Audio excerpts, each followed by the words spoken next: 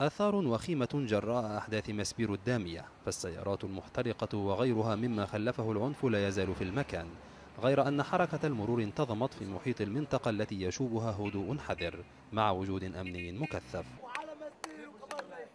وعلى بعد بضعة كيلومترات من موقع الأحداث تجمع متظاهرون أقباط أمام المستشفى القبطي في انتظار جثامين القتلى قبل تشييعها من كنيسة العباسية بحضور شخصيات سياسية.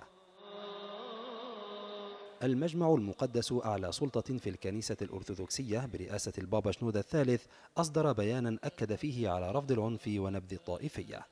كما لا ننسى أن بعض الغرباء قد يندسون وسط أبنائنا ويرتكبون أخطاء تنسب إليهم، إلا أن الأقباط يشعرون بأن مشاكلهم تتكرر كما هي باستمرار دون محاسبة للمعتدين.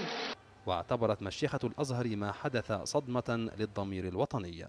يهيب بيت العائلة بالمجلس الأعلى للقوات المسلحة وبمجلس الوزراء سرعة الانتهاء من إعداد القانون الذي ينظم بناء الكنائس، وأن يحسم المشكلات المحيطة بهذا الموضوع.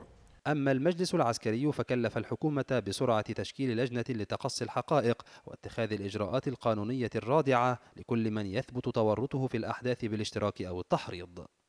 المجلس العسكري أكد أن أحداثا كهذه لن تثنيه عن تنفيذ خارطة الطريق التي التزم بها حتى نقل المسؤولية إلى سلطة مدنية منتخبة، الأمر الذي وجد ارتياحا كبيرا في الأوساط السياسية، لا سيما وأن مصر على أعتاب أول انتخابات برلمانية بعد الثورة المصرية.